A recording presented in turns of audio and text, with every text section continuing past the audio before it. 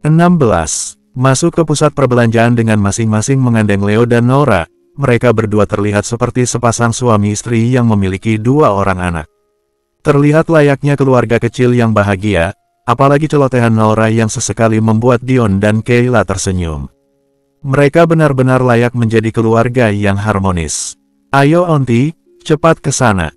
Nora menarik tangan Kayla untuk mempercepat langkah agar sampai di tempat yang dia inginkan. Kayla terpaksa mengikuti langkah Nora yang setengah berlari menggandeng tangannya. Gadis cantik itu terlihat tidak sabar untuk bermain. Sementara itu, Dion hanya menggelengkan kepala melihat tingkah Nora yang cenderung tidak bisa diam, cerewet dan tidak sabaran. Berbeda dengan Leo yang sangat kalem, pendiam dan tidak banyak tingkah. Dion sampai enggan membayangkan punya anak perempuan seperti Nora. Entah akan sepusing dan serepot apa saat mengurusnya nanti. Kak Leo, Unchle, ayo buaran. Nora berteriak di depan pintu masuk tim Maisonne. Tak lupa melambaikan tangan dan sedikit melompat kegirangan. Sedangkan Kayla terlihat kewalahan melihat kecerewetan Nora yang mengundang perhatian orang-orang di sekitarnya. Hal itu sampai membuat Kayla merasa malu karena ditatap banyak orang. Pelan-pelan sayang, jangan berisik. Terus Kayla lembut. Sudut bibir Dion terangkat. Wajah panik Kayla yang bercampur malu seperti jadi hiburan tersendiri untuknya. Kayla menatap tajam ke arah Dion. Dia sempat melihat Dion yang tersenyum meledek ke arahnya meski memalingkan pandangan ke arah lain. Tidak usah meledek, tegur Kayla begitu Dion berhenti di depannya. Dion hanya melirik datar tanpa membalas ucapan Kayla. Dia langsung masuk ke dalam, mengikuti Nora dan Leo yang sudah dulu berada di dalam. Ya ampun, kenapa Dion jadi menyebalkan seperti itu? Gumam Kayla tak habis pikir. Dia menyusul mereka dengan ekspresi kesal. Selama berada di dalam, Dion dan Kayla terlihat kewalahan menemani 2 bocah itu bermain. Seakan tidak ada kata lelah, Nora dan Leo enggan berhenti untuk mencoba semua permainan yang bisa mereka mainkan. Dion sampai menghela nafas berat. Menemani anak bermain memang menguras tenaga. Kamu temani mereka dulu, aku sudah lelah. Ujar Dion. Kayla melongo mendengarnya. Bagaimana bisa dia mengawasi 2 anak sekaligus sedangkan Leo dan Nora selalu pergi sesuka hati ke permainan yang mereka inginkan. Itu akan membuat Kayla kebingungan, siapa yang harus dia ikuti. Jangan bercanda Nora di sana, Leo di situ. Sebentar lagi pasti mereka akan lari ke tempat lain, lalu aku harus mengikuti yang mana? Protes Kayla. Dia tidak mengizinkan Dion berhenti mengawasi dan mengikuti Leo. Kalau begitu suruh mereka berhenti. Sudah 1 jam lebih mereka bermain. Lagi pula sudah waktunya makan malam, sebaiknya pindah ke restoran saja. Tutur Dion. Dia benar-benar sudah tidak sanggup lagi berjalan ke sana kemari untuk mengikuti Leo. Tenaganya sudah terkuras habis. Terlebih, dia juga habis bekerja. Ya sudah, aku bujuk Nora dulu. Tolong kamu bujuk Leo juga. Pinta Kayla. Dia bergegas menghampiri Nora dan membujuk dengan berbagai cara agar Nora mau berhenti bermain dan mau makan malam. Setelah melewati drama membujuk Nora, akhirnya dia mau keluar dari tim Maisonne. Mereka langsung pergi ke salah satu restoran di pusat perbelanjaan itu untuk makan malam. Sepertinya Dion belum sanggup kalau harus memiliki 2 anak dengan jarak yang dekat. Sejak tadi terlihat menghela nafas karena tingkah 2 anak itu.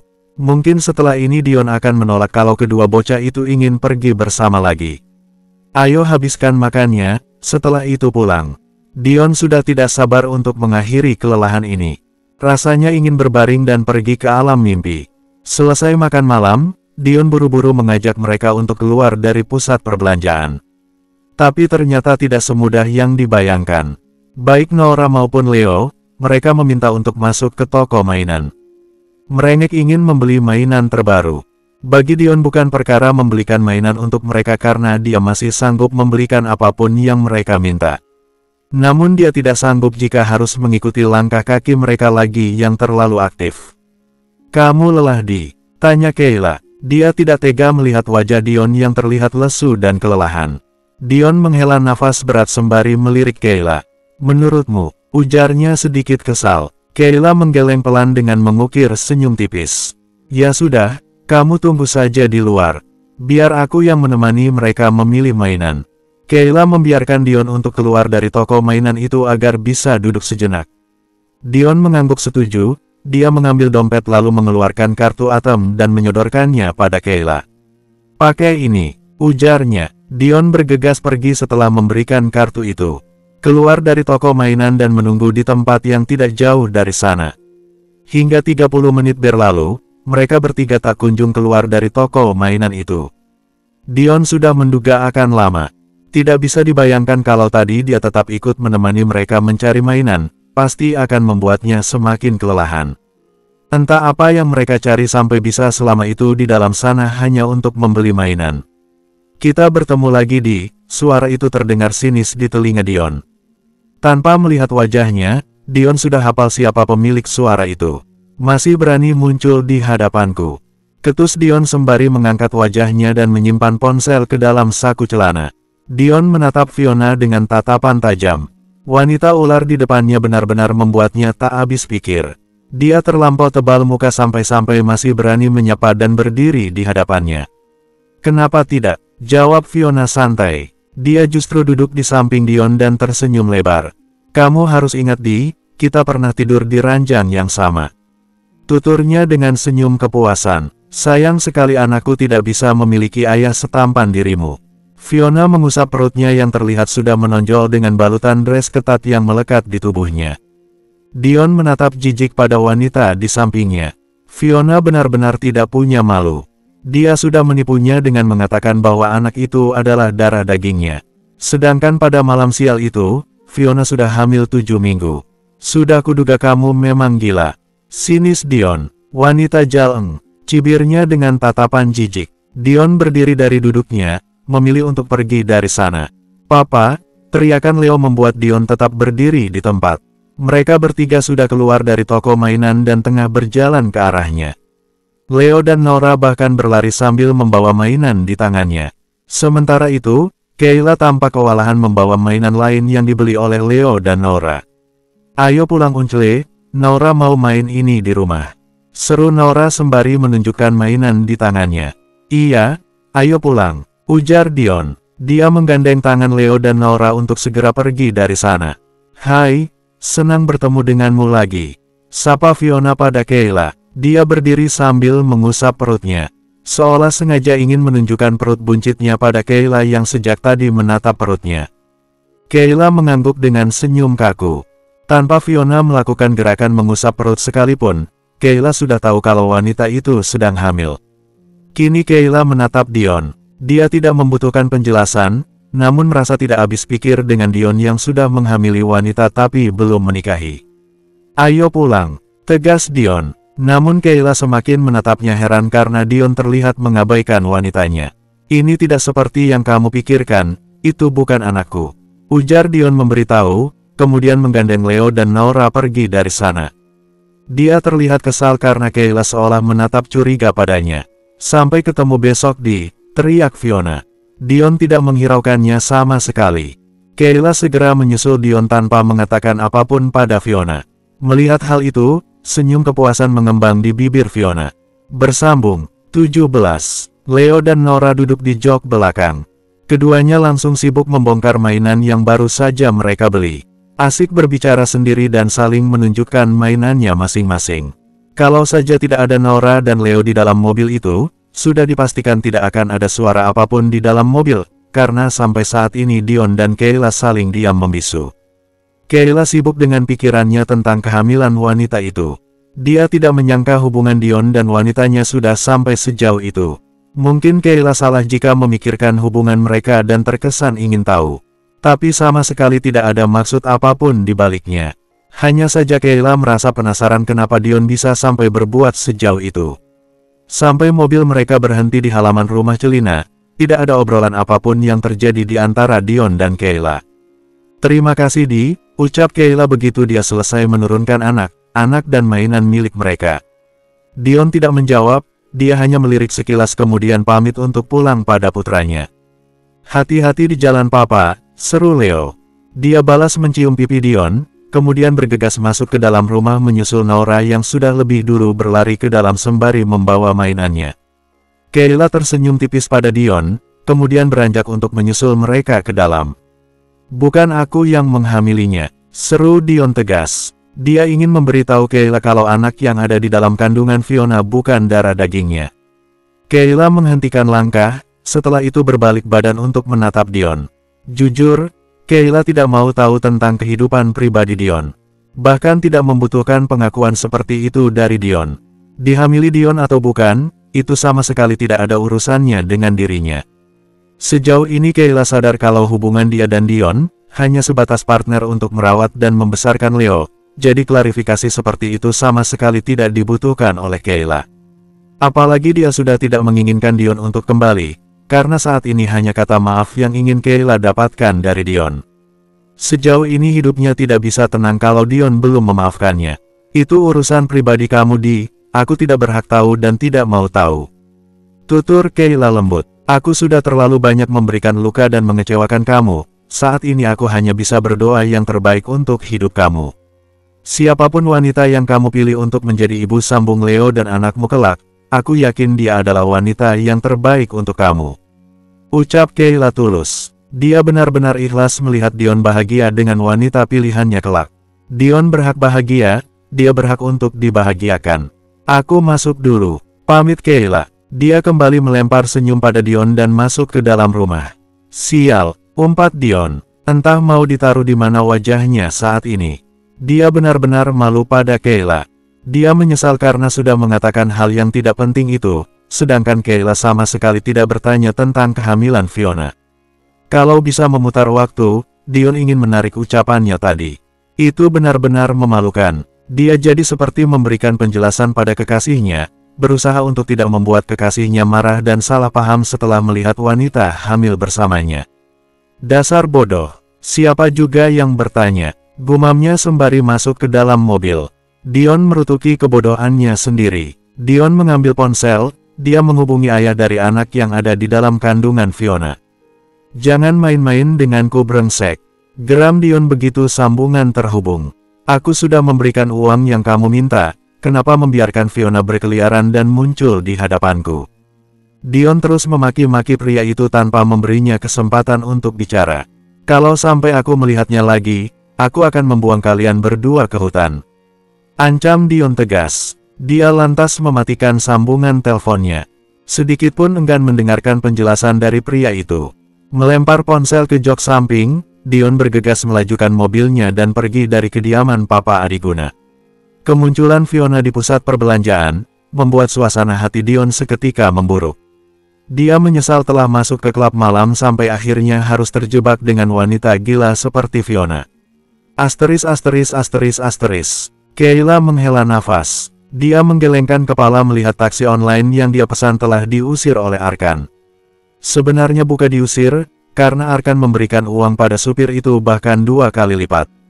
Jadi supir itu tetap sampai ke kantor, sesuai dengan tujuan Kayla. Hanya saja tanpa penumpang karena penumpangnya diambil paksa oleh Arkan.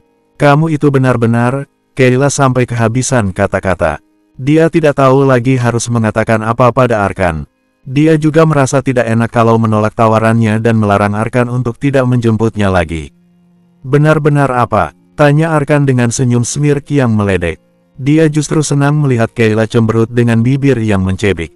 "Silakan masuk nona cantik," Arkan membukakan pintu dan mempersilahkan Kayla untuk masuk ke mobilnya. Kembali menghela nafas, Kayla terpaksa masuk. Dia tidak punya pilihan lain. Arkan sudah ada di depan mata, tidak mungkin untuk menolak ajaknya. Besok dan seterusnya, tidak perlu lagi memesan taksi. "Aku akan datang setiap pagi," kata Arkan setelah masuk ke dalam mobil. Kayla langsung menggelengkan kepalanya. "Terima kasih, tapi kamu tidak perlu melakukannya. Aku tidak mau merepotkan," tolak Kayla halus. "Sekalipun kamu menolak, aku akan tetap datang menjemput kamu," sahut Arkan enteng. Dia tidak peduli dengan penolakan Kayla karena saat ini sedang berusaha agar semakin dekat dan bisa bertemu dengan Kayla setiap hari. "Ya ampun, kamu itu benar-benar tampan," potong Arkan cepat. "Terima kasih, aku tahu aku memang tampan," lanjutnya lagi dengan percaya diri, tapi kemudian terkekeh. "Laki-laki memang tampan, kalau cantik namanya perempuan," balas Kayla datar. "Benar, Kamu perempuan, itu sebabnya kamu cantik.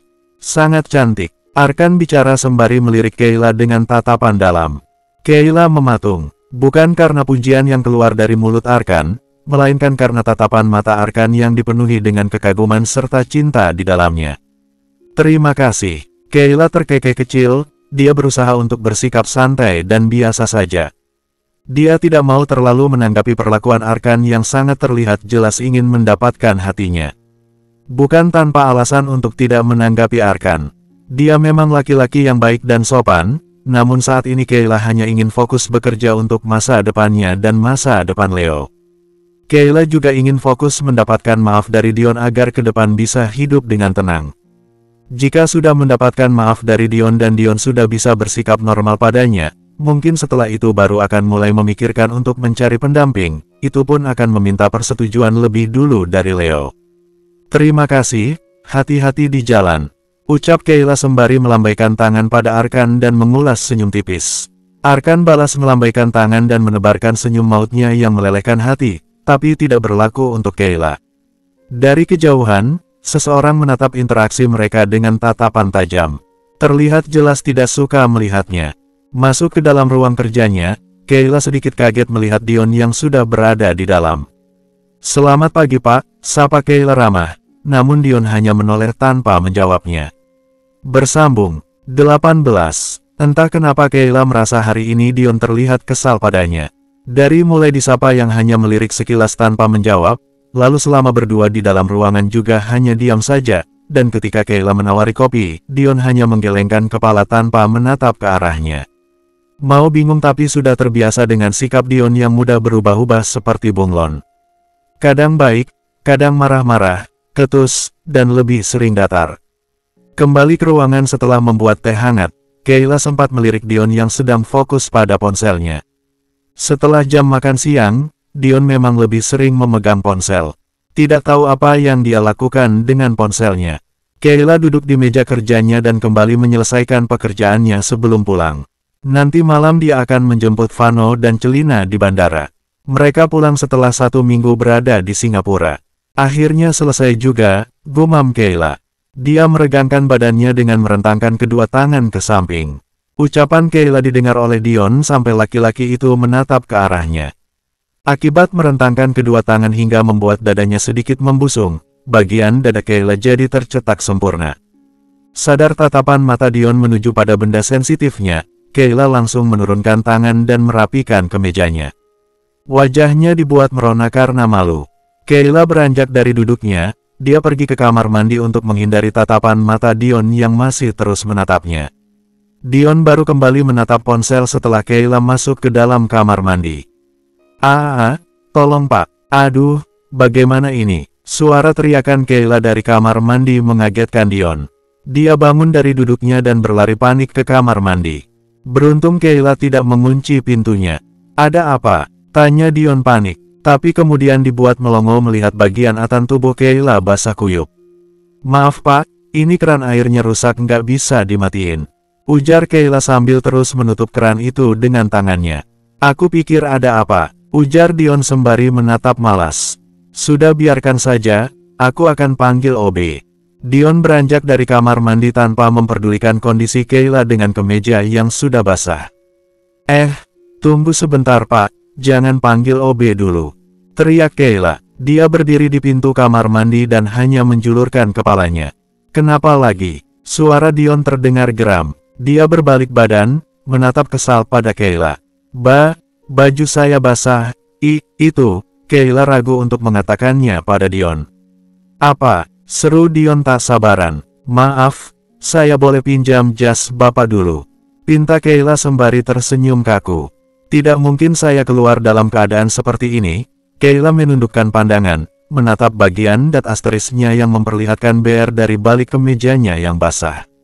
Dion menautkan alisnya, dia tidak tahu maksud ucapan Kayla karena sejak tadi memang tidak memperhatikannya.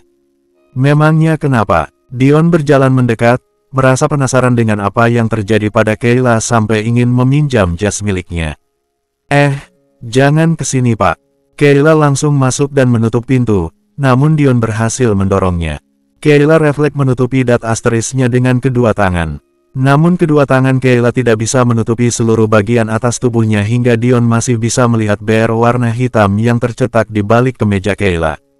Tidak perlu ditutupi, aku sudah sering melihatnya. Ucap Dion datar. Dia sembari melepaskan jas miliknya. Penuturan Dion membuat Kayla tertegun dengan mata yang membulat sempurna. Dia tidak habis pikir Dion akan membahas hal ini di tempat kerja. Cepat pakai, seru Dion sembari memberikan jas itu pas Kayla. Dia bergegas pergi dan menelpon OB. Kayla menutup pintu dan menguncinya. Dia masih syok mendengar ucapan Dion, namun segera melepaskan kemejanya dan mengganti dengan jas milik Dion karena sudah kedinginan. Keluar dari kamar mandi, Kayla menggantung kemejanya dan membawanya di dekat jendela agar kering. "Kamu melepaskan kemejanya?" tanya Dion. Kayla menoleh dan hanya mengangguk pelan. "Jadi kamu tidak pakai? Saya bisa sakit kalau pakai baju basah, apalagi di ruangan ber-AC." Potong Kayla cepat. Dia langsung beranjak ke meja kerjanya. "Jangan khawatir, nanti akan saya cuci dulu jasnya," ucap Kayla. "Terserah kau saja," sahut Dion cuek. "Terima kasih jasnya, saya akan cuci dulu di rumah." Kayla membungkuk hormat pada Dion dan beranjak keluar dari ruangan dengan membawa jas milik Dion di tangannya yang sudah dia lipat. Dion hanya diam, tidak merespon sama sekali. Namun setelah itu ikut keluar dari ruang kerjanya. "Sore Nona cantik," Yo muncul di hadapan Kayla dengan senyum yang mengembang sempurna. Dia seperti sedang melihat bidadari saja. Selalu dengan tatapan penuh kagum pada sosok Kayla. "Sore juga Yo, aku duluan." Kayla pamit sopan pada Yo, namun langkahnya ditahan oleh pejuang wanita. Tepatnya wanita beranak satu yang sudah pernah menikah dengan atasannya. "Aku mau anterin kamu pulang, kenapa buru-buru?" tutur Yo dengan tatapan penuh harap. "Ayo ikut." Yo menggandeng dan menarik tangan Kayla agar ikut dengannya. Tapi Yo, aku. Kali ini saja jangan menolak ajakanku lagi." "Pintar Yo, hanya mengantar saja, aku tidak akan macam-macam." "Jelasnya, kamu lihat itu di..." Suara Diana membuat Kayla dan Yo menoleh ke belakang. Rupanya tak jauh dari sana ada dua pasang mata yang menatap ke arahnya. Yang satu menatap meledek, dan satu lagi menatap tajam. Si Jojo sedang usaha menaklukkan wanita tapi tak kunjung berhasil.